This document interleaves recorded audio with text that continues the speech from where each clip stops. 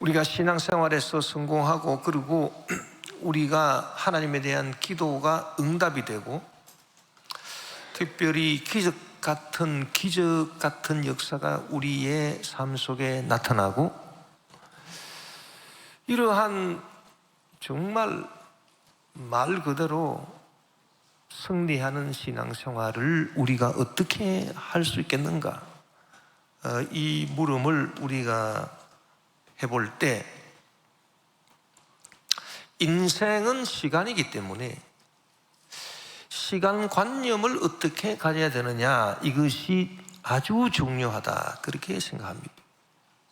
사람들이 시간관념을 가진다 그러면 시간을 잘 지키는 거, 정시에 약속한 시간에 나타나고 이런 거를 시간관념이 있다 그렇게 말하겠지만 제가 말씀드리고자 하는 것은 그거와는 완전 다른 것입니다. 우리가 성경에 보면은 이 믿음의 조상들이 아브라함이나 이삭이나 야곱이나 요셉이나 모세나 이런 믿음의 조상들이 그들의 삶 가운데 참 하나님에 대한 믿음이 있었고, 또 그런데 하나님에 대한 믿음만 있었던 것이 아니라 그들의 시간관념이 아주 독특했습니다. 그래서 그들이 하나님께 기도할 때 응답을 받고 기적의 역사가 나타났다. 여러 가지 역경도 이겨낼 수 있고 하나님의 뜻을 이루며 살아갈 수 있었다, 그렇게 봅니다. 왜냐하면 인생은 시간이기 때문에 시간을 어떻게 파악을 하느냐, 이것이 아주 중요하다, 이제 그 얘기죠. 자, 믿음의 조상들의 시간관념을, 시간성을 우리가 한번 알아보면, 첫째, 아브라함의 그 시간관념, 시간 개념. 창세기 12장 1절에 야훼께서 아브라함에게 이르시되 너는 너의 고향과 친척과 아버지의 집을 떠나 내가 내게 보여줄 땅으로 가라, 그렇게 말씀했습니다. 아브라함이 갈대아 우르에 현재 지금 살고 있어요. 그런데 아브라함이 하나님의 그 말씀을 듣고 나자마자 그 아브라함의 이 시간관념이 굉장히 달라졌습니다. 완전 변화를 받았습니다. 그래서 내가 너에게 보여줄 땅으로 가라, 미래죠, 미래. 그래서 그 아브라함이 갈대아 우르에 살고 있을 때는 그저 여기가 좋습니다. 현재에 집중을 해서 현재에 메모리 되어서 그렇게 살았지만은, 그가 하나님의 말씀을 듣자마자 그의 심령 속에서 큰 변화가 일어났는데, 그것은 하나님에 대한 믿음뿐만이 아니라 시간관념이 완전 미래 중심으로 바뀌어버렸다. 내가 너에게 보여줄 땅으로 가라. 그때부터 아브라함은 미래 중심의 삶을 살게 돼요. 미래가 현재와 과거를 끌고 나가는 그런 삶을 살게 돼요.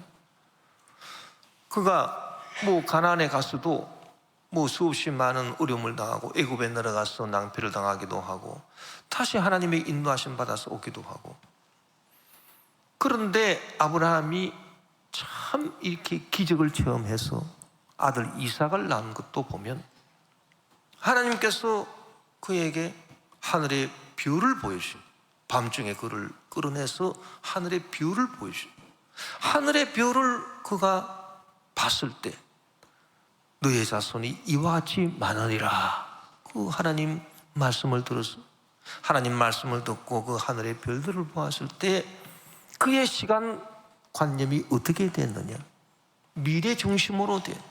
지금은 내가 현재는 아들 하나 없지만, 그러나 내가 100세가 가까이 되고 아들 하나 없지만, 그러나 저 미래가 있다. 그 미래가 중심이 되어서 아브라함의 현재와 과거를 끌고 갔다. 그 믿음이 아브라함으로 하여금 그 이삭을 낳게 하는 기적을 체험하게 한 겁니다. 여러분, 아브라함만 그렇습니까? 우리가 히브리서 11장에 보면은 이삭이나 야곱이나 요셉이나 모세 이런 사람들을 믿음의 위인이다 그렇게 해서 그 히브리서를 쓴 기자가 기록을 하고 있는데, 그 어떤 식으로 기록을 하고 있느냐? 그 우리가 가만히 살펴보면 히브리서 11장 20절에서 26절에 보면 믿음으로 이삭은 장차 있을 일에 대하여 야곱과 에서에게 축복을 했다. 자, 이삭이 하나님에 대한 믿음이 있었는데 그 믿음만 갖고 있었던 게 아니라 시간관념이 완전 미래 중심으로 됐다. 그래서 야곱과 에서에게 축복을 했다. 그렇게 성경에 기록하고 있어요. 에서가 형님이지만 그러나 야곱에게 더 큰 축복을 했다. 야곱이 더 큰 사람이 될 거다. 그 미래를 바라보고 미래 중심이 되었다. 그 시간관념이 21절에 보니까 믿음으로 야곱은 죽을 때에 요셉의 각 아들에게 축복하고 그 지팡이 머리에 의지하여 경배하였다. 요셉의 각 아들은 에브라임과 므낫세 아니겠습니까? 므낫세가 형님이지만 에브라임이 큰 자가 된다. 그래서 에브라임에게 오른손을 넣고 므낫세에게 왼쪽 손을 얹어서 축복을 했죠. 그런데 이 야곱의 믿음을 보니까 이 시간관념이 참 놀랍습니다. 자, 죽을 때가 돼서 죽을 때, 여러분, 사람이 죽을 때가 되면 미래가 없죠. 이제 끝이다 그러고 다 죽는단 말이에요. 그런데 야곱은 얼마나 그 시간관념이 미래 중심으로 살아왔든지, 그 믿음의 삶을 그렇게 살았든지, 죽을 때가 됐는데도 먼 미래를 바라보고 에브라임이 므낫세보다 더 큰 자가 될 거다. 그 요셉의 두 아들, 자기 손자들이죠. 그 손자들에 대해서 그렇게 축복을 했다. 참 놀라운 미래 중심의 그 시간성을 가졌다. 그렇게 봅니다. 그 야곱이다, 야곱. 응? 그래서 그가 일생에 참 위기도 많았지만은 다 이겨내고 극복하고, 그리고 하나님의 축복을 받고 거부가 되고. 자, 또 요셉은 어떠냐? 믿음으로 요셉은 임종시에 이스라엘 자손들이 떠날 것을 말하고 또 자기 뼈를 위하여 명하였다 그랬습니다. 여러분, 참 요셉도 죽을 때 기록을 많이 해놨어요. 죽을 때. 그래서 요셉도 얼마나 그 꿈의 사람입니까? 이 사람은 항상 미래가 중심이 되어서 자기 현재와 과거를 끌고 나간 사람입니다. 얼마나 미래 중심의 그 시간관념이 강력했던지 요셉은 죽을 때에 몇 년 후를 바라보았느냐? 400년 이후를 바라보았다. 그래서 너희들이 지금 이 땅 애굽에서 지금 살고 있지만 그 나중에 400년 후가 되면 너희들이 애굽을 떠나게 될 것인데, 그것을 말했단 말이에요. 죽을 때. 그러면서 너희들이 떠날 때 내 시체가 애굽 땅에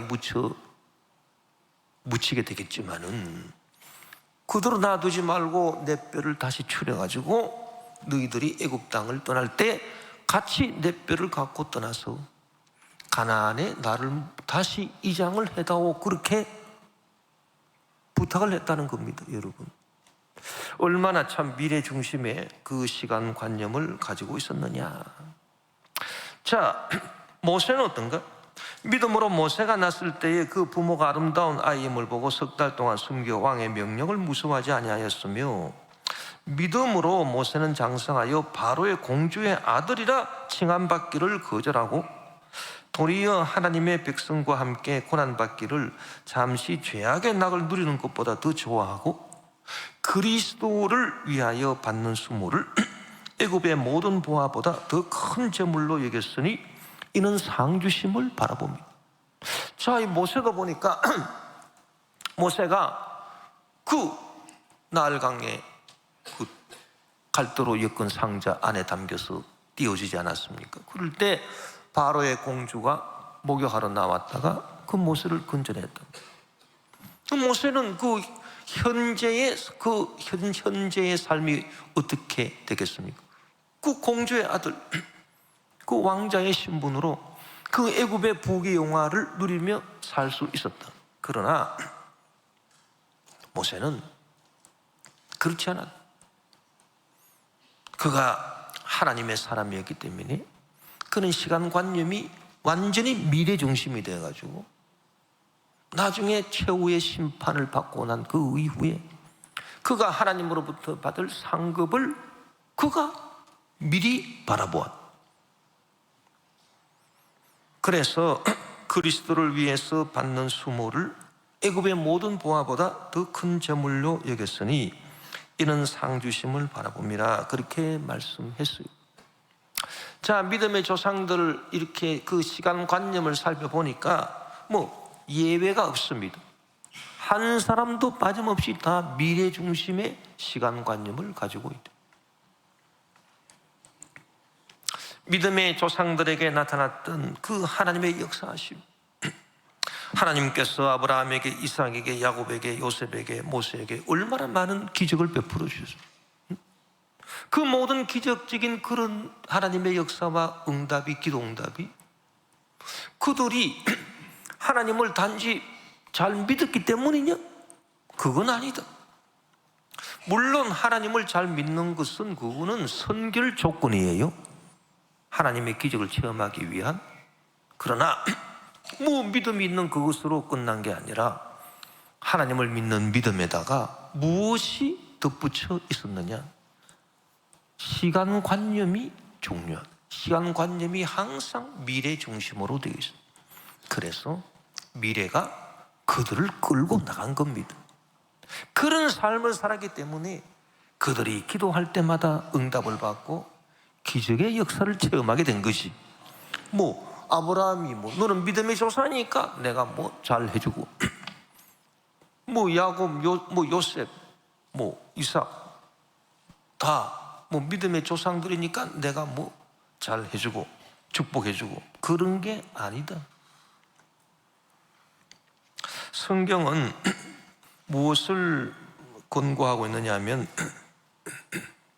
육신의 정욕과 안목의 정욕과 이생의 자랑으로 살지 말아라, 그렇게 권고하고 있어요. 사람이 뭐 육신의 정욕으로 뭐 살지, 그럼 뭐로 삽니까? 육신의 정욕으로 먹고 마시고 장가가고 시집가고 애 놓고 그렇게 사는 거 아니에요? 그런데 뭐 육체의 정욕을 뭐 완전히 뭐 죽이고 그렇게 살 수는 없겠지만은, 그러나 육체 정욕이 중심이 돼 가지고 그렇게 살지는 말아라, 그렇게 권고를 합니다. 베드로전서 2장 11절에 사랑하는 자들아 그리움과 나그네 같은 너희를 권하노니 영혼을 거슬러 싸우는 육체의 정욕을 제어하라. 그러면 왜 육체의 정욕을 제어하라고 그렇게 말씀을 하셨을까? 이것이 시간관념이다. 그 육체의 정욕에 파묻혀 사는 사람은 뭐 내일이 없는 사람, 뭐 내일 뭐 어떻게 되든지 간에 미래가 없는 사람, 뭐 미래가 어떻게 되든지 간에 뭐 지금 즐기고 지금 뭐 잘 먹고 잘 살고 지금 뭐 그냥 쾌락을 즐기자, 그게 바로 정욕으로 사는 사람입니다. 그래서 미래가 없어요. 그것이 안 된다, 그 말입니다. 그래서 영혼을 거슬러 싸우는 육체의 정욕을 제어하라, 그렇게 하나님이 말씀하신 겁니다. 또 성경이 뭐라고 말합니까? 이게 다 이 시간관념으로 다 분석이 돼요. 또 성경이 우리에게 말씀하기를 뭐 육체의 정욕을 제어할 뿐 아니라 참고 인내하고 온유를 따르고 뭐 선한 싸움을 하라. 야, 이거 뭐 참 힘든 일을 자꾸 하라고 그렇게 하셔요. 그래서 디모데전서 6장 11절 12절에 그 바울이 디모데에게 뭐라고 말했습니까? 오직 너 하나님의 사람아 이것들을 피하고 의와 경건과 믿음과 사랑과 인내와 온유를 따르며. 믿음의 선한 싸움을 싸우라. 영생을 취하라. 이를 위하여 내가 부르심을 받았고 많은 증인 앞에서 선한 증언을 하였다. 여기 참 인내를 따르, 인내, 온유를 따르고, 야, 인내와 온유를 따른다. 믿음의 선한 싸움을 싸운다. 인내는 왜 하는 겁니까? 인내라고 하는 거는요, 미래를 위해서 현재를 좀 희생시킨다. 그게 인내예요, 인내. 아니 뭐 미래가 없으면 뭐 내일이 없다? 그러면 인내를 왜 하겠습니까? 뭐 지금 당장 현재 중심으로 살면 뭐 내 하고 싶은 대로 다 해버리면 되고, 무슨 인내가 필요해? 온유가 왜 필요합니까? 지금 뭐 성질 나는 대로 그냥 해붙이면 되는 거고. 그러나 내일이 있다. 내일이 있으니까 지금 그냥 해붙이고 싶은 대로 해붙일 수가 있느냐? 좀 참아라. 왜? 내일을 위해서. 자, 그래서 그 미래를 위해서 현재를 조금 희생해라. 좀 참아라. 뭐 그거 아니겠습니까? 응? 여러분, 우리가 이 성경을 통해서 참 믿음의 조상들, 그리고 뭐 사도 바울이나 그 사도 바울이 권고한 그런 말씀들을 보면은 정말 이 현재, 과거, 미래 가운데 시간의 중심축이 어디 있느냐? 미래에 있다. 예레미야 예언자도 우리에게, 하나님은 우리에게 미래를 주시고 희망을 주신다, 그렇게 말씀하지 않았습니까? 저와 여러분도 마찬가지예요. 우리가 뭐 하나님 믿는다고 다 되는 게 아니. 나 뭐 하나님 믿으니까 오늘도 주일인데 내가 주님 앞에 나와서 예배드리고 그리고 뭐 내가 기도도 합니다. 그러나 여러분들의 그 시간관념이 미래 중심이 되어 있지 않고 현재의 뭐 고난이나 그 반대로 현재 즐거움에 매몰되어 있다든지, 그러면 뭐 과거 중심이 되어서 뭐 과거를 그리워한다든지, 뭐 과거를 뭐 후회한다든지 탄식한다든지, 뭐 이런 식으로 살아간다면 여러분이 아무리 하나님을 믿고 뭐 교회 나오고 예배 드리고 해도 여러분 기도가 응답이 안 될 거예요. 기적이 여러분에게 일어나지 않을 겁니다. 그 믿음의 조상들이 우리에게 보여주고 있는 생생한 교훈입니다, 여러분. 그래서 저와 여러분의 시간관념도 미래지향적이 되시기를 주의 이름으로 축원합니다. 그러면 나의 시간관념이 미래 중심으로 되기 위해서 어떻게 돼야 되느냐? 몇 가지 조건이 필요한데 그 조건을 오늘 본문에서 사도 바울이 말하고 있다, 그 말입니다. 첫째로 분명한 목표가 있어야 된다. 목표, 나아갈 방향, 나아갈 지점, 이게 분명히 있어야 되겠죠. 그래야 미래로 나아가지 않겠습니까? 아니 뭐 인생에 분명한 목표도 없는데 당신 왜 사느냐? 뭐 그럭저럭 사는 거죠. 뭐 바람 부는 대로 물결 치는 대로 이리저리 왔다 갔다 하면서. 왜? 목표가 없으니까. 이런 사람은 절대로 미래지향적이 될 수가 없다. 그래서 미래지향적인 삶을 살려면 뭐가 있어야 되느냐? 분명한 목표가 있어야 돼요. 여러분 분명한 목표가 있어요? 그럼 분명한 목표가 뭐냐? 뭐 단기적인 목표도 있고 뭐 장기적인 목표도 있고 뭐 내가 뭐를 하겠다, 뭐가 되겠다, 뭐 그런 목표를 다 세우고 있지만 최종 목표가 뭐냐? 최종 목표는요, 이 땅의 세속적인 것이 아니에요. 최종 목표는 오늘 바울이 분명히 말해주고 있습니다. 오늘 본문 빌립보서 3장 14절에 표대를 향하여 그리스도 예수 안에서 하나님이 위에서 부르신 부름의 상을 위하여 달려가노라. 하나님이 부르신 부름의 상, 이것이 최종 목표예요. 그것을 위해서 달려간다. 하나님을 믿는 저와 여러분도 이와 같이 하나님이 위해서 부르신 부름의 상이 있다는 것을 믿고 그것을 잡으려고 우리가 달려나가는 그런 미래지향적인 삶을 살아야 된다, 그 얘기입니다. 그런데 이 표대, 이 목표가요, 가만히 보니까 하나님이 우리에게 주신 것이에요. 하나님이 위해서 부르신 부름의 상이에요. 뭐 내가 세운 목표가 아니에요. 그리고 내가 그 목표를 이루기 위해서 달려나가는 것 같지만 또 실질적으로 알고 보면 그 목표가 나를 붙잡아 가지고 나를 끌어가요. 끌어가. 그것을 또 사도 바울이 고백하고 있습니다.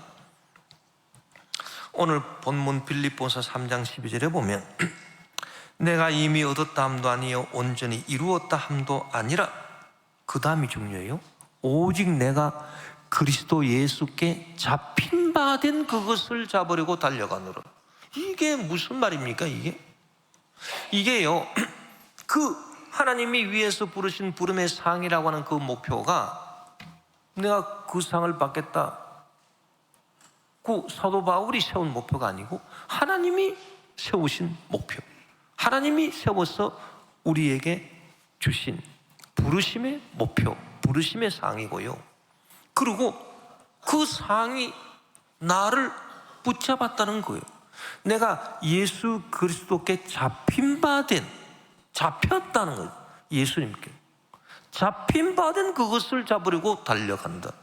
그러니까 내가 뭐 목표를 이룬다, 그게 아니죠. 목표가 나를 붙잡아 가지고 끌고 가는 겁니다. 그래서 목표가 나를 붙잡아 가지고 끌고 가요. 그게 바로 내가 그리스도 예수께 잡힌 바 되었다. 그 잡힌 바 된 그것을 잡으려고 달려가노라. 여러분 참 이런 그 미래지향적인 삶을 살아본 적이 있습니까? 그래야 할 때 하나님의 기적이 나타나요. 제가요, 뭐 하나님 앞에서, 사람 앞에서 제가 간증할 수 있는 것 중에 정말 뭐 내가 생각하는 것, 구한 것 이상으로 하나님이 기적을 베풀어 주셔서 나를 인도해 주심, 나를 이끌어 주심. 그때는 뭐 기도하기만 하면 응답이고, 이야, 놀라운 기적이 막 내 믿음의 삶에 막 나타났는데, 그때가 언제냐? 나는 너무나도 분명히 기억을 잘해요. 그때 1981년이단 말이에요. 1981년이 뭔데? 다른 사람한테는 뭐 1981년이 1981년에 태어나지 않은 사람도 있을 거예요, 여기. 그러나 저한테는요, 그 1981년이 그 한 해가 정말 놀라운 한 해였습니다. 그때 제가 어떤 일이 있었냐, 성령 세례를 딱 받았는데 성령 세례를 받자마자 내 마음의 시간관념이 달라졌어요. 미래가 나를 확 붙잡아버려요.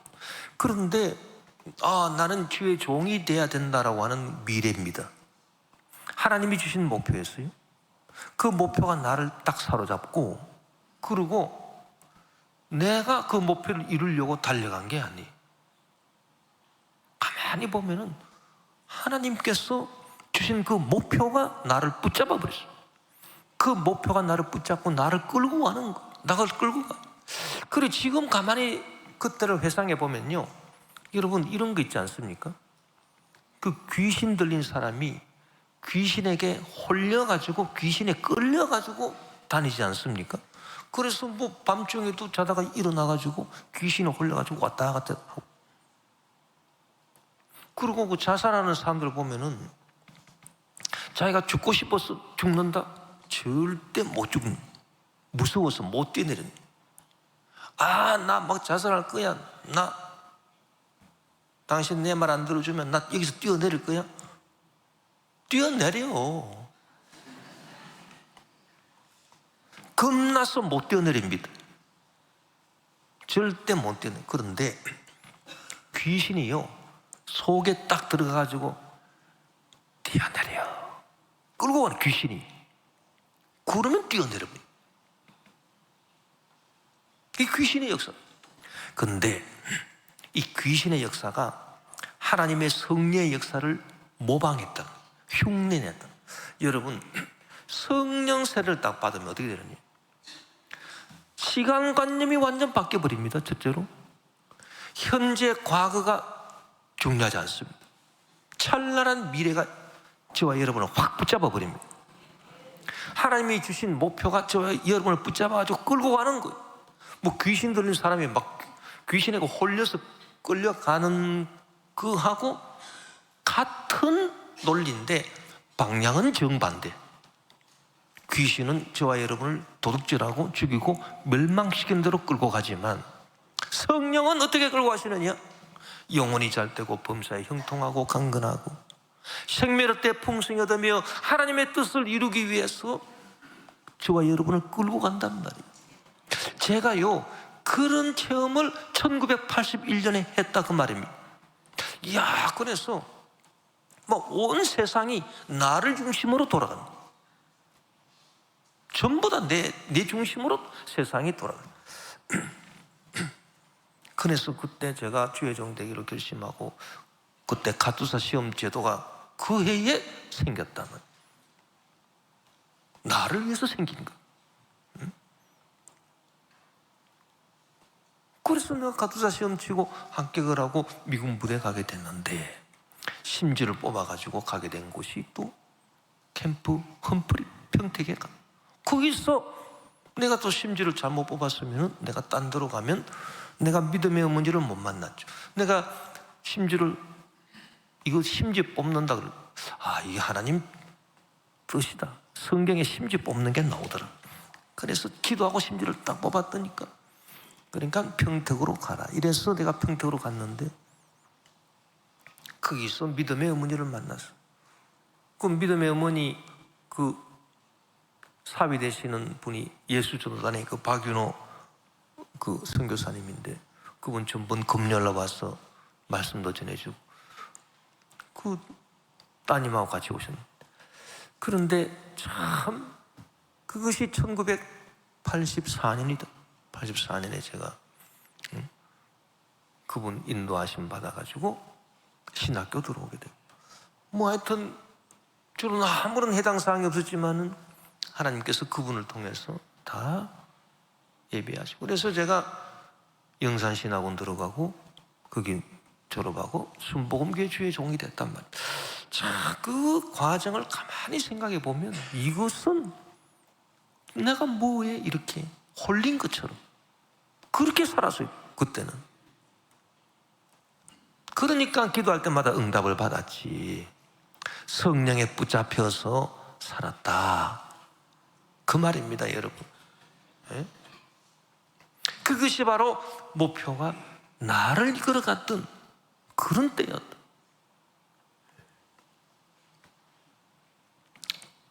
그래서 미래지향적이 되기 위해서 목표가 있어야 되고, 그 목표가 예수 그리스도께 붙잡힌 바 된 목표라, 그 목표가 나를 끌고 가는 그런 삶을 살아야 돼. 할렐루야. 그러면 뭐 여러분들 뭐 말씀하실 때, 나는 지금 뭐 나이가 뭐 70이 넘고 80이 뭐 가까이 되고 80 넘고 뭐 지금 90이 다 돼가고, 그런데 무슨 뭐 목표가 나를 끌고 가느냐? 아까 우리가 봤죠? 야곱, 요셉 어떻습니까? 죽을 때도 목표가 끌고 갔어요. 그래서 손자들의 앞날을 다 바라보는 그 미래가 끌고 간 거 아닙니까? 야곱을. 요셉은 400년 후에 있을 그 미래가, 이스라엘 민족이 애굽에서 탈출해서 가나안으로 다시 돌아갈 그 미래가 그를 끌고 간 거 아닙니까? 요셉을. 그래서 그런 유언을 남겼단 말이에요. 응? 여러분, 이 미래가 우리를 끌고 간다라고 하는 것은 연령에 관계없어. 뭐 젊은 사람이니까 나는 뭐 미래가 나를 끌고. 젊은 사람도요, 성령 충만 받지 못한 사람은 맨날 현실에 파묻혀가지고 지금 먹고 즐기자, 공부도 안 하고 그냥 맨날 놀러 다니고 맨날 술이나 퍼마시고 그렇게 되고. 그래서 여러분, 성령 충만, 성령 세례 받아야 돼요. 예? 여러분 가운데 아직도 성령 세례 받지 못하고 방언으로 기도하지 못하는 분 계셔요? 여러분, 성령 세례 꼭 받게 되시기를 바랍니다. 간절히 기도, 주여 저에게도 그런 성령을 주시옵소서. 그 성령 받으면 뭐가 좋으냐? 뭐가 변화가 생기느냐? 시간관념의 변화가 생겨. 이것은 금주고도 못 사는 거. 여러분 돈을 갖다가 다, 여러분 재산 다 바쳐도요 못 사는 거. 시간관념이 바뀌는 거. 사람이 미래지향적으로 되는 거. 미래가 찬란한 미래 희망이 여러분을 끌고 가는 것, 이것이 얼마나 위대한 축복인지 아십니까? 이게 이 귀하고 귀한 선물을 누가 주시느냐? 성령이 주신. 그래서 이 귀한 선물을 받은 사람은 지금 현재의 뭐 어려움, 고난 다 이겨낼 수 있다. 제가 그 1981년에 얼마나 내가 고생을 했는지, 응? 나는 그때 방에서 자본 적이 없어요. 방에서 잠을 못 잤어요. 뭐 그럼 어디서 자? 방에서 자지 그럼 어디서 자? 노숙을 했나? 노숙은 안 했어요. 제가 노숙은 안 했지만은 나는 방에서 자본 적이 없어. 1981년. 그럼 어디서 잤느냐? 저는 독서실에 가서 잤어요. 독서실이 내 집이. 거기서 학생들이 뭐 공부하다가 뭐 집에 가고 나면 그 의자를 포개놓고 내가 잠을 자. 하루에 제가 먹은 양식은 라면 하나밖에 없었어요. 뭐 하나님이 좌우지간 뭐 주의 종이 되겠다고 하니까 뭐 어떻게 됐는지 하나님 그렇게 훈련을 시키셨어요. 밥을 굽는 훈련부터 시켰어요. 지금도 선합니다. 그래서 저기 저 목동에 동문 독서실인가 그거 있었는데 지금도 있는지 몰라. 거기서 의자 포개놓고 자고요. 또 학생들이 또 공부하겠다고 또 아침에 오잖아요. 그러면 저를 깨우니까 뭐 오기 전에 뭐 새벽에 또 일어나야 되고, 뭐 하도 뭐. 그런데 나중에는 뭐 정말 돈이 없어가지고 제가 사흘을 굶었다. 사흘을 굶고 하나님 밥을 달라고 기도하니까 생전 모르는 사람이 나한테 김밥을 갖다 주는 그런 기적을 체험했어요. 내가. 나는 뭐 간증하라 그러면 나는 그 간증이 최고 간증. 생각해봐요. 누가 뭐 날 모르는 사람이 뭐 나를 위해서, 그리고 내가 너무 신기했어. 왜 나를 위해서 김밥을 샀습니까? 그랬더니 갑자기 하늘에서 소리를 들었대. 쾅 하더니, 야, 그거 믿을만 한지 몰라도 뭐 본인이 그러니까 내가 뭐 거짓말 하겠습니까? 여러분들 앞에. 이런 참 놀라운 역사를 체험. 그러니까 미래가 나를 붙잡고 나가니까요, 뭐 그게 고생이 아니 고생. 그래서 제가 그때 기도한 게 있어요. 하나님, 내가 참 주의 종이 돼야 되는데, 주의 종이 되더라도 좀 이렇게 좀 선교도 좀 제대로 하고 그러려면 영어를 좀 해야 되지 않겠습니까? 영어를 좀 배우게 해주시고, 그리고 제가 지금 너무 배가 고파가지고 이게 내가 먹는 것이 이게 풀떼기밖에 없으니 고기를 좀 먹어야 되지 않겠습니까? 근데 그 두 가지를 기도했어요. 영어 배우게 해주시고 고기를 먹게 해달라고 기도했더니 하나님이 가투사로 보내셔요. 미군 부대 가니까 영어 실컷 배우고 고기를 그냥 엄청나게 먹었어요. 고기도요, 뭐 스테이크 같은 고기는 대한민국에서 뭐 그냥 어느 식당에 가서 먹는 스테이크보다 더 좋은 스테이크, 막 굵기가 이 정도 되고 고기가 진짜 부드러워. 그런 스테이크는 여러분 못 먹어봤을 거예요. 저는 그런 스테이크 먹었죠. 그 다음에 뭐 닭고기, 뭐 양고기, 또 칠면조 고기, 7만 고기 어마어마하게 먹었습니다. 그 뭐 이틀에 한 번씩, 이틀이라니 뭐 하루에 한 번씩 그 7만 고기. 자, 그런데 제가 그걸 가만히 생각해 보면, 야, 이거 진짜 이건 내가 사는 것 같지 않나? 뭐 내가 뭐 끌려서 살았어요. 성리에 끌려서. 그때가 참 좋았는데 제가 그때를 회상합니다. 주여, 앞으로 내 인생에 그와 같은 삶이 다시 찾아오게 도와주시옵소서.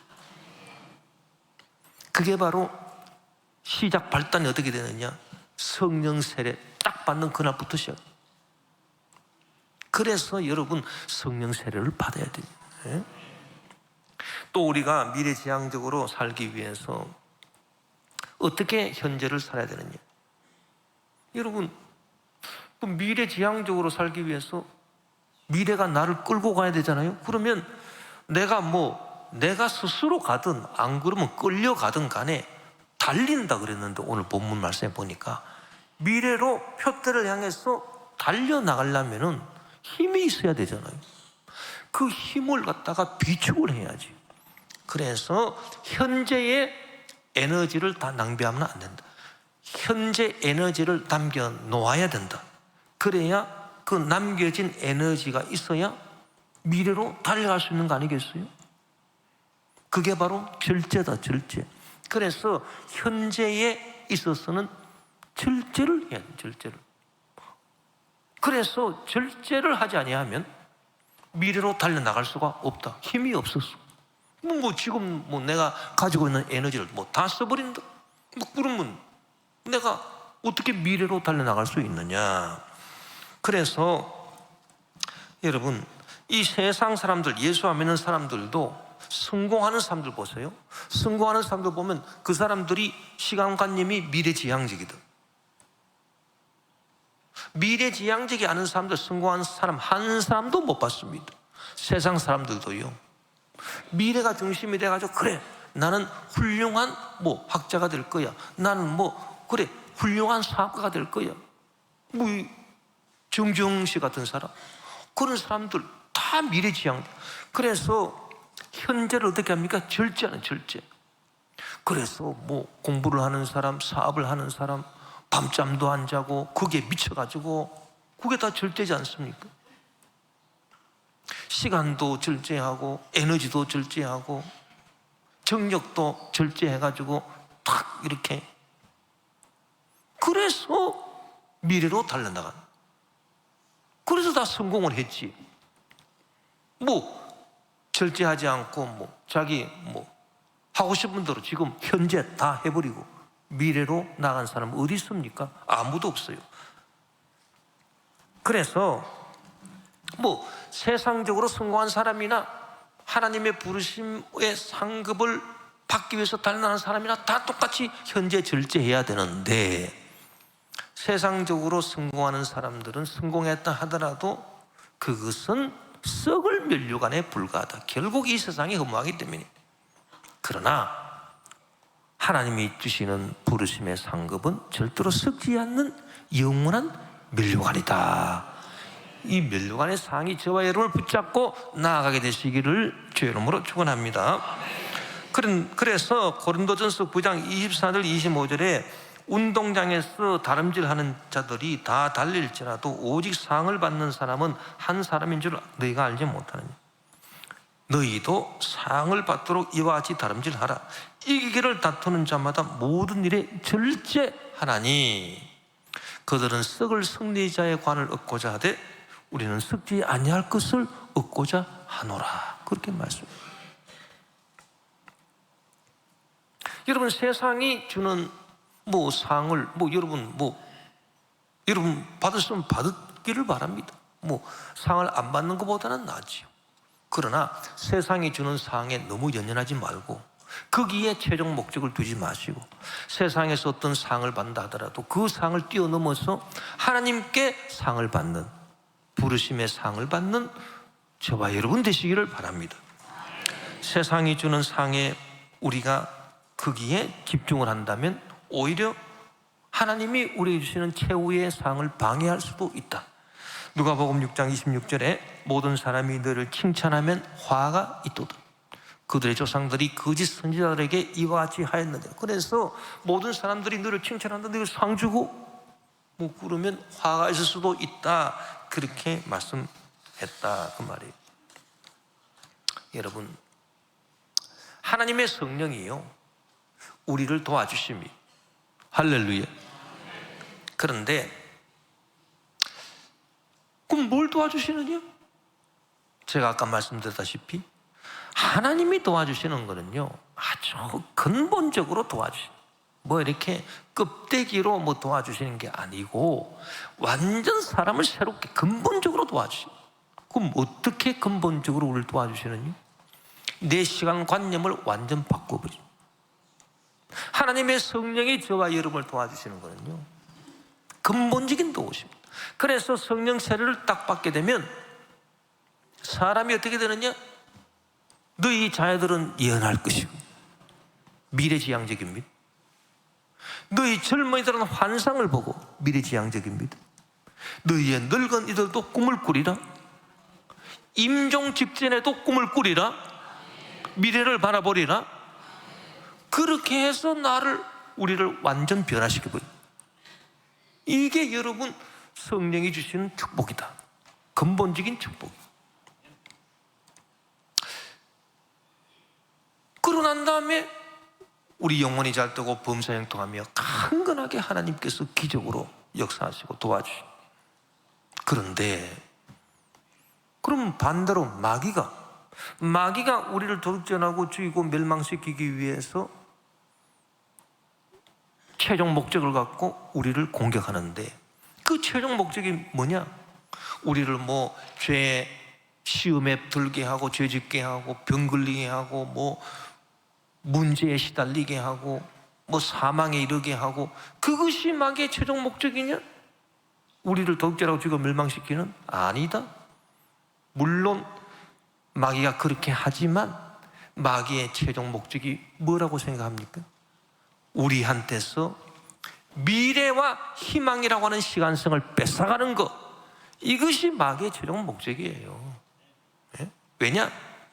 아무리 지금 현재 우리가 죄로 말미암아 절망에 빠져 있고 낙심하고 좌절하고 질병에 시달린다 하더라도 하나님이 우리에게 주시는 미래, 희망, 미래의 시간성을 갖고 희망을 갖고 나가는 사람은 다 이겨낼 수 있단 말이에요. 그러니까 마귀가 그걸 안단 말이에요. 그러니까 마귀가 저와 여러분을 공격해서 최종 목적으로 저와 여러분을 공격해서 빼앗고자 하는 것은 뭡니까? 뭐냐? 저와 여러분이 가지고 있는 미래 중심의 시간성이다. 이거를 뺏으려고 하는 거야. 우리 마음속에서 너는 미래가 없다, 너는 이제 끝이다, 그렇게 만들려고 합니다. 이것이 마귀의 역사. 그러나 그 반대로 하나님의 성령의 역사는 우리에게 근본적인 축복을 주시는데, 아무리 힘들고 지금 현재가 어렵다 하더라도 미래와 희망을 주신, 미래 중심의 시간성을 주신, 할렐루야. 이 진리를 우리가 깨닫고 가야 돼. 그래서 여러분, 이 우울증에 걸린 사람, 내가 전번주에도 설교했지만 그 우울증에 걸린 사람들 가만 보면은 그 왜 우울증에 걸렸는가? 뭐 다른 게 부족해서가 아닙니다. 뭐 돈이 없었어? 건강이 없었어? 뭐 환경이 안 좋아서? 아니에요. 뭐가 박탈이 됐느냐? 마귀가 와서 미래의 시간성을 뺏어버렸어요. 그러면 그 사람은 영락없이 우울증에 빠져. 그래서 여러분, 우리가 이 미래의 시간성이라고 하는 것이 얼마나 하나님이 주신 귀한 보배인가. 자, 이 시간을 갖고 희망을 갖고 있습니다. 성령에 이끌려 나아가면 어떤 어려움도 다 이길 수 있습니다. 죽음도 이긴. 그 야곱이나 요셉 같은 사람은 임종할 때, 죽을 때 큰 미래를 바라보고 축복을 하고 예언을 하는 것 보세요. 응? 죽음도 이기는. 뭐 이길 수 없는 게 없다. 그 축복을 저와 여러분이 받게 되시길 바랍니다. 자, 미래지향적으로 살아가는 사람, 하나님께서요 우리 사람을 딱 지으시고 난다. 그 창세기를 보면 하나님이 온 세상 만물을 다 짓지 않습니까? 하늘과 땅과 바다와 온 우주와 그 가운데 있는 모든 것들을 하나님이 다 지으시고, 그러고 난 다음에 제일 마지막에 사람을 지으셨어요. 그러고 난 다음에 이 사람들이 죄 짓기 전에 하나님이 딱 이 사람들을 다 남자 여자를 딱 지으시고 그들에게 뭐라고 소명, 부르심의 소명을 주셨느냐. 창세기 1장 28절입니다. 하나님이 그들에게 복을 주시며 하나님이 그들에게 이르시되 생육하고 번성하여 땅에 충만하라. 땅을 정복하라. 바다의 물고기와 하늘의 새와 땅에 움직이는 모든 생물을 다스리라 하시니, 이것이 하나님이 주신 소명이에요. 그래서 땅을 정복하고 모든 생물을 다스리라, 정복하고 다스리라, 이렇게 소명을 주신 거예요. 그런데 이 소명, 하나님 주신 소명, 이 하나님이 우리에게 주신, 인간에게 주신 꿈과 비전이, 인간이 죄를 짓고 하나님을 거역하고 선악과를 따먹고 타락하고 난 다음에 어떻게 됐는가, 이 하나님이 주신 꿈과 소원과 비전과 소명이 땅을 정복하고 다스리는, 모든 생물을 다스리는 이 소명이 어떻게 인간이 죄를 짓고 난 다음에는 변질이 됐는가? 어떻게 변질되다고 봅니까? 이게요, 정복이라고 하는 단어는 그대로 왔는데, 아니 하나님께서 뭐 땅을 정복하라고 처음에 말씀하실 때 뭐 전쟁을 일으켜서 땅을 정복하라고 뭐 그렇게 말씀했겠습니까? 좋은 의미에서 잘 이렇게 해서 땅을 정복하고 모든 생물을 잘 다스리라, 그렇게 말씀하셨지. 그런데 인간이 죄 짓고 난 다음에 그 하나님 주신 소명이 마귀로 말미암아 살짝 변형이 됐는데 완전 본질적으로 변형이 되어버렸습니다. 그래가지고 정복, 그래 정복 좋지, 전쟁입니다. 전쟁. 그래서 인류 역사가요 좌우지간 전쟁의 역사입니다. 전쟁의 역사. 뭐 조금이라도 힘이 세다 그러면 그저 남을 침략해서 정복. 그래서 정복 전쟁 일으키고 뭐 사람들 죽이고 뭐 살리는 게 아니야, 파멸을 가져다 주는 그런 식으로 돼버렸. 그런데 우리가 예수 그리스도를 믿고 죄사함을 받고 용서함을 받고 성령이 충만했다, 그러면 하나님이 창세기에 주신 소명, 땅을 정복하고 모든 생물을 다스리라라고 하신 이 하나님이 주신 소명이 어떻게 발전이 되겠습니까? 어떻게 땅을 정복하냐?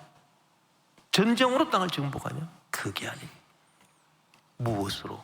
복음 전파로, 선교로 세상을 정복하라, 생물을 다스리라, 이렇게 발전이 된 줄 믿습니다. 그래서 마태복음 28장 19절 20절에 그러므로 너희는 가서 모든 민족을 제자로 삼아 아버지와 아들과 성령의 이름으로 세례를 베풀고 내가 너희에게 분부한 모든 것을 가르쳐 지키게 하라. 볼지어다 내가 세상 끝날까지 너희와 항상 함께 있으리라.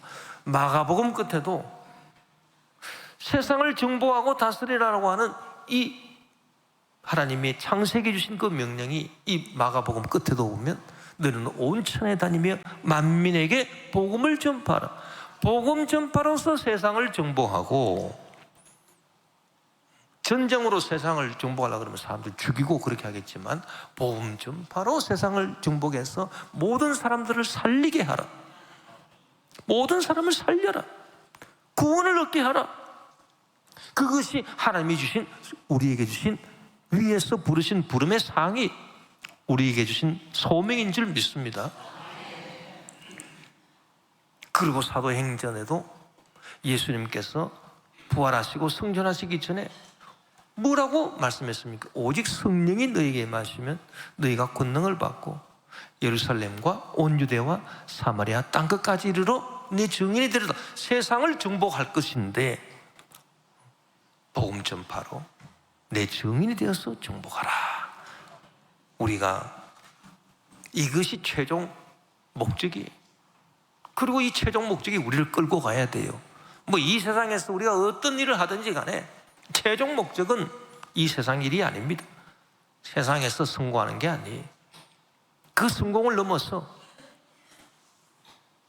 오늘 말씀대로 세계 선교, 복음 전파, 이것이 저와 여러분이 이루어야 할 최종 목표고, 그 목표가 저와 여러분을 끌고 가야 되는 것입니다.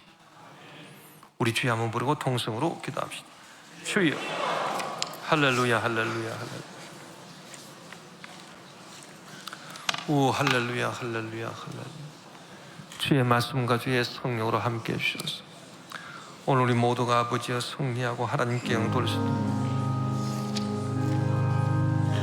주여라 샤라바라 할렐루야. 믿음으로 승리하시도록 주님 축복해 주시고, 하나님 아버지여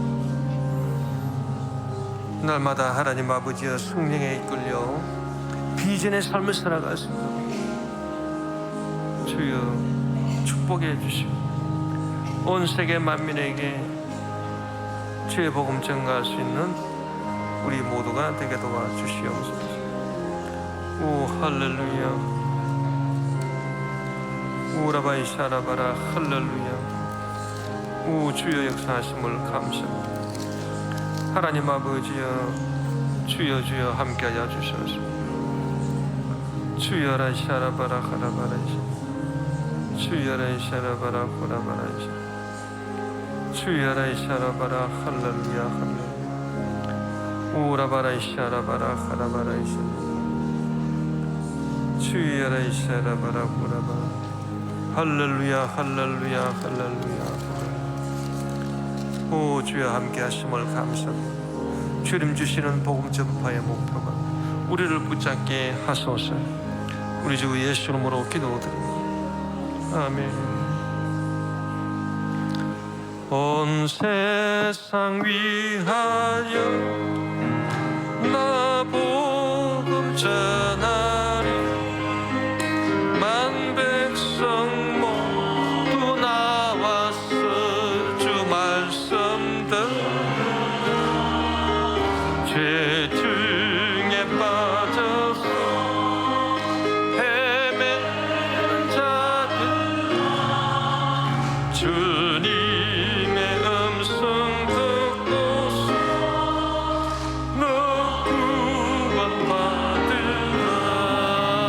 전하고 기도해 매일 정인 되리. 세상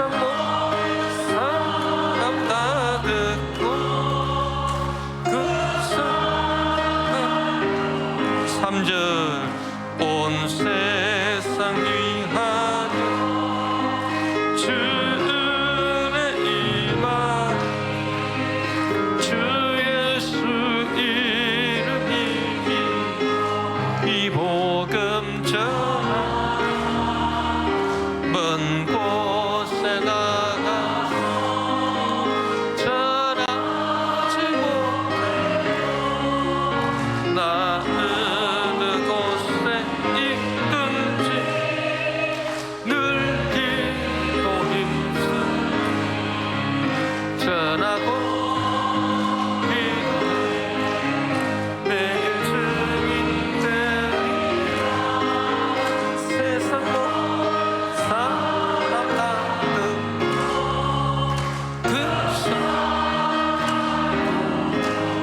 아멘.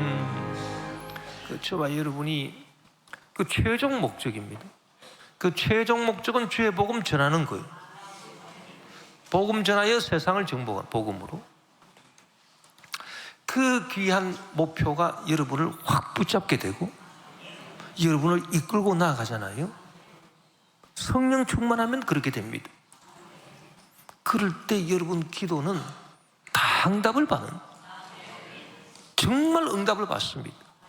하나님의 기적이 일어납니다. 그거를 여러분 믿고 우리가 이 세계 선교를 해야 됩니다.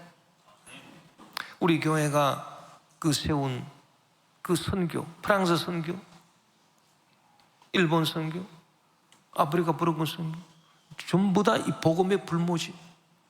프랑스, 일본 같은 나라는 뭐 사회적으로는 잘 사는 나라지만은, 그러나 우리 예수 믿는 신실한 성도가 인구의 뭐 2% 몇 프로도 안 돼요. 아주 열악하다. 그리고요, 기본적으로 이 주의 종들이요, 사례를 못 받아요. 교회에서 뭐 성도들이 뭐 헌금도 안 해, 11조도 안 하고 헌금도 안 해. 교회 돈이 없어. 뭐 그렇다고 뭐 정부가 도와주기를 합니까? 예전에는 뭐 그 프랑스 같은 경우는 정부에서 이렇게 그 주의 종들 월급을 줬어요. 뭐 독일 같은 나라는 지금도 그렇게 하고 있지만 프랑스는 뭐 아무것도 없습니다. 정교 분리 이래서 아무것도. 그래서 참 가보면 주의 종들이 사례를 못 받아가지고, 뭐 사례를 못 받으니까 무슨 뭐 어떻게 마음 놓고 주의를 합니까? 항상 생활에 쪼달리고 월급이 없어. 월급이. 일본도 마찬가지. 그래서 참 우리가 이제 일본 선교하면서 뭐 이런 일도 있었다. 그 야마가다에 있는 목사님인데 이제 교회가 너무 어렵고, 그래서 이제 목회를 해야 되느냐 말아야 되느냐. 그래서 그 목사님하고 사모님이 밤에 이렇게 저녁에 다투었다는 거예요. 목사님은 야, 그래도 우리가 계속 목회를 해야지. 그 사모님이 현실을 봐라. 지금 교인들 뭐 몇 명 안 되고 헌금도 안 하고 우리 뭐 먹고 살 건덕지가 없는데 우리 뭐 이 일을 어떻게, 당신 목회 접고 이 세상으로 나가서 돈 벌어야 되지 않겠느냐. 그러고 목사님하고 사모님하고 다투었다는 거예요. 그 다음날 아침에 딱 일어났는데 우리 교회로부터 연락을 받았어요. 우리는 뭐 그 교회가 어떤 상황이 있는지도 몰라요. 우리 교회가 도와주겠다. 뭐 한 달에 뭐 많은 돈은 아니지만은 우리나라 돈으로 100만 원씩 도와주겠다 그랬더니 이분들이 기절초봉했네. 야, 이거 하나님의 응답이 아니냐. 그래서 우리가 일본 선교를 지금 하면서 일본 교회를 지금 몇 군데 도와주느냐. 우리가 3군데를 도와주고 있고 이번에 2군데를 더 도와주려고 하고 있어요. 예. 전부 다 그런 교회들입니다. 예. 그 프랑스도 마찬가지. 프랑스도 우리가 2교회를 도와주고 있고 이번에 1교회 더 도와주려고 제가 이번에 프랑스 갔었는데, 참.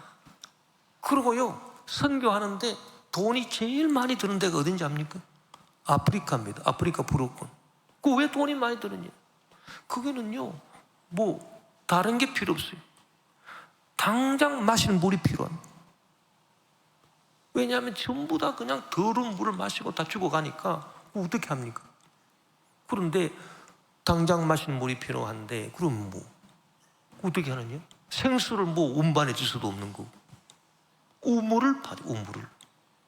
그런데 우물이 우리 교회에서 지금 그 아프리카 선교사님들, 기니 양들선 선교사님, 뭐 그다음에 말리의 안창호 김신 선교사님, 부키나파소 김정남 선교사님, 세네갈의 김윤기 조항수 선교사님, 차드의 김장섭 오원수 선교사님, 양성원 최영주 선교사님, 르완다의 김오영철 보조 선교사님, 뭐 알제리의 김용복 안희수 선교사님, 뭐 차드의 뭐 선교사님들, 뭐 이렇게 우리가 선교사님 10분들 매달마다 우리가 몇십만 원씩 보내가지고 하고 있는데, 뭐 그거로 뭐 되는 게 아니고 우물을 파드려야 돼. 우물을 파드려야 돼. 우물 하나 파는데 여러분 얼마인지 아십니까? 우물 하나 파는데요, 우물을 뭐 예를 들어서 몇 미터를 파야 되느냐? 적어도 80m 정도까지 파면 조금 좋은 데는 물이 나온. 근데 80m까지 파도 안 나옵니다. 그럼 몇 미터까지 파야 되냐? 120m 정도까지 파야 돼. 이거 한번 생각해 보세요. 120m 가면 얼마나 깊습니까? 그 정도 파가지고 우물을 만드는 거예요. 비용이 우물 하나 파는데 비용이 우리나라 돈으로 1,200만 원 정도 듭니다. 1,200만 원 정도. 그러니까 우리가 이제 우리 교회에서 몇 개를 파줬느냐? 부키나파소에 2군데를 파주고 말리에 8군데를 파줬어요. 우리가 10군데를 팠습니다. 우리 교회가. 그것만 해도 1억 뭐 2, 3천만이 훨씬 넘어요. 그럼 내가 유기를 왜 하느냐? 돈이 1억 2, 3천만 원 같으면요. 뭐 우리 교회를 위해서 뭐 우리가. 그러나 그 올해도 들어와서 우물 2개를 파줬습니다. 그 왜 그러냐? 당장 마시는 물이 필요하다는데 어떡합니까? 받을 수밖에 없지. 그래서 우리가 세계 선교를 하고 있어요. 세계 선교를 하고 있는데 여러분 우리의 그 5월달, 6월달이 이게 세계 선교의 달 아닙니까? 선교 달이다. 응? 여러분께서 참 기도하시고 정말 여러분의 삶 가운데 이 선교에 동참하는 그런 역사가 나타나게 되시기를 주 이름으로 축원합니다.